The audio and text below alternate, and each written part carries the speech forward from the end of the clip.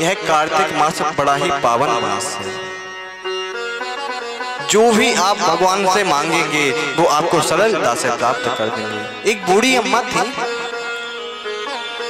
उनके यहाँ कोई नहीं था, वृद्ध थी, तो उन्होंने प्रभु से यही कहते थे, हे प्रभु मेरे यहाँ कुछ हो जाए, मेरे यहाँ मुझे खाने के लिए मिल जाए, बस मैं केवल आपका ही भजन करूंगी, इसके अलावा मुझे कुछ नहीं चाहिए जीवन में। तो क्या करती, जैसे कार्तिक मास आता ना तो नित्य प्रतिदिन ब्रह्म मुहूर्त में जाती, स्नान करती, तुलसी मैया की पूजन करती, बाल गोपाल का पूजन करती, तो स्वयं भगवान श्री कृष्ण आकर के खिचड़ी का पात्र रख जाते थे। कई दिन व्यतीत हुए महाराज। एक पड़ोसन ने देखा कि अरे इसके यहाँ तो कुछ कोई है भी नहीं, पति भी नहीं है, पुत्र भी नहीं है, तो ये खाती कहां से है, जीवित कैसे है? विचार करते हैं तो कहते आज रुक जाओ, देखते हैं, पता करते हैं कैसे कहां से प्राप्त होता है भोजन।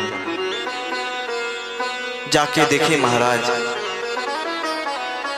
जब जाके देखा ना तो वो नहाने के लिए गई, स्नान करने के लिए गई, और यहाँ पर भगवान श्री कृष्ण आकर के खिचड़ी का पात्र रख जाते हैं।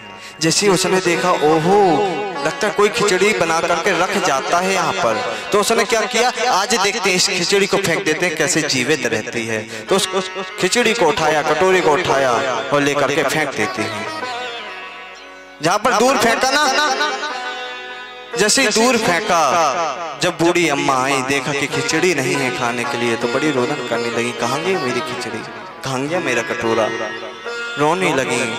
कार्तिक मास निकल गया महाराज। एक दिन वहां से राजा चले जा रहे थे, जहां पर खिचड़ी फेंकी थी ना, तो एक वहां पर वृक्ष हुआ जिसमें दो बड़ी ही सुंदर पुष्प उत्पन्न हुए।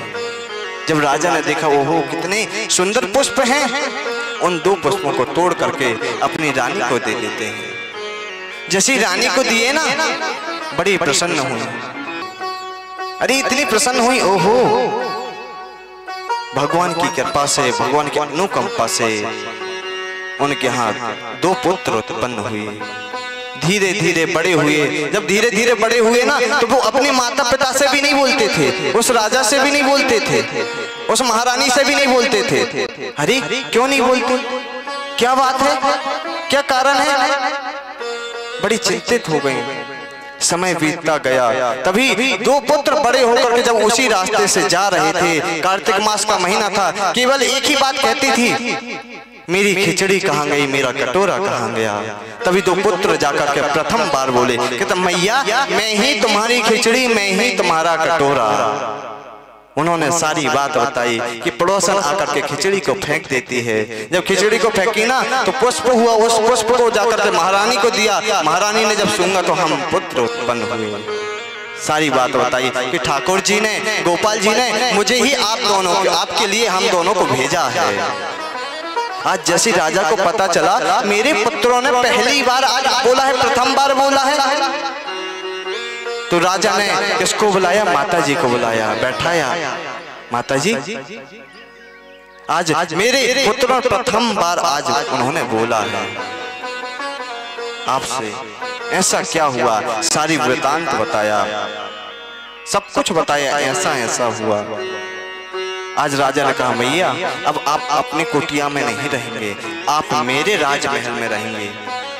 वो क्या मांगती थी, केवल मुझे रोटी मिल जाए भोजन के लिए, मैं केवल आपका कीर्तन करूंगी।